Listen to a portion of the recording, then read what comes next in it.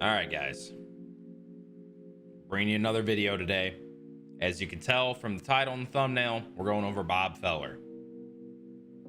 I'm letting you guys know now, up front, there's only one reason that you should buy this guy.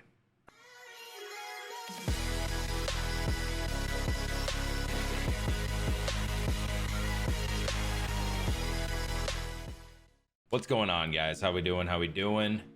Today we're going over Bob Feller. As I said before, we're gonna be going over how you would pitch with him, my thoughts on his card, his quirks, etc., like we do every video. Just wanted to remind you guys to sub to the channel because we are almost to 200 subscribers. I'm putting out multiple videos a week, most of them pitching tips videos on your specific pitchers. Keep letting me know down in the comments below what pitchers I should be doing. This one we're going over Bob Feller. My list is starting to run short.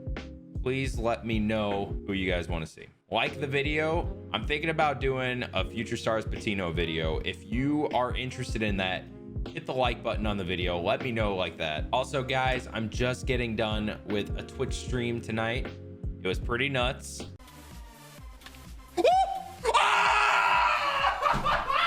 Let's go! Let's go! With socks on my hands. Oh! Ah! Oh, it's so much water. Oh! Ah! If you are looking for a place that's pretty chill to hang out, as well as watching some MLB and some content marbles, which is a new concept I'm starting to do, hit the link in the description. Follow the channel. I'm there Monday, Wednesday, and Friday nights and Saturday afternoon. All right, so let's get into this. Bob Feller. I said there is one reason you should buy this guy, and that reason is for the collection, for the third inning voucher, the complete the second inning boss voucher. This guy I do not recommend using whatsoever, just being straight with you. He looks very good on paper. You can tell he has an issue with control, but on paper theoretically he looks pretty good. He's got a four seam that touches 100 with a 12-6 curve that's about 80 miles an hour, slider, changeup, just that typical pitch mix that you want. The high stamina guy, good hits per 9, amazing K per 9, amazing clutch, a lot of break and a lot of velo in his pitches. The control stands out, and when you are using him, it stands out even more. His windup makes him tough to control, and the attributes make him tough to control. I had a lot of problems with this card, I'm not gonna lie to you. Going over quirks, he has the workhorse quirk, which we always love. We talk about that when we see it. It allows him to go even deeper into games than what his stamina even shows. He has the cannon quirk, which means he's got an extremely strong throwing arm. He's got that pressure cooker quirk. That was really hard to say, my God. It basically says he excels when there's runners on base. I find that to be untrue, but you might do better with him. He's got unbreakable, which means he avoids injuries, which we don't worry about in Diamond Dynasty. He's got stingy, which means he excels at limiting base hits. I can agree with that, sort of. Base hits weren't his issue. It was more home runs and walks. Untouchable, which means he excels at striking out hitters. With his stuff, he kind of does. I'm sure he's great offline. It seemed like the people I was facing online saw him to be very hittable. He's got cheesy, which means he throws a very good fastball. It goes about 100 miles an hour. That's a given. And knee buckler, which means he throws a good breaking ball. His stuff moves a lot. You can see in the break. You can see in his quirks. You can see in his velos and everything. It's super hittable, man. Really is. If you're still planning on using Bob Feller, I'm gonna still give you your typical strategies for versus right and versus left. I'm gonna dumb it down a bit because it's kind of tough to do much in terms of strategizing with him. He's a much more wild version of that Shohei Ohtani, where I said that it's kind of tough to control him, but you can get away with this stuff sometimes. That's basically Bob Feller defined, at least this 93. The 99 might be better in the future.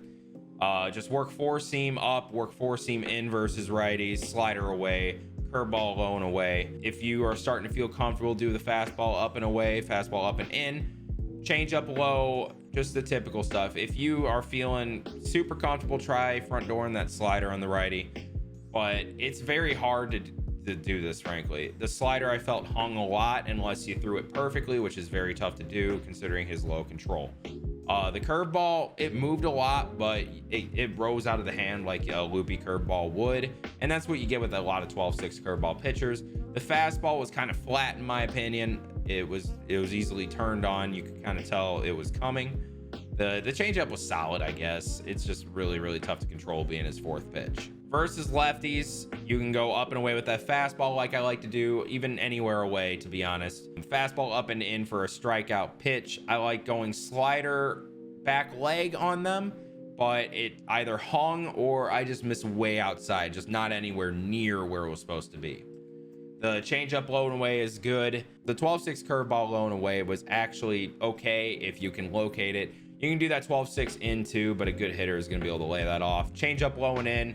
If you can dot that four seam there and then tunnel the changeup with it, it could be effective, but you got to be able to control this guy.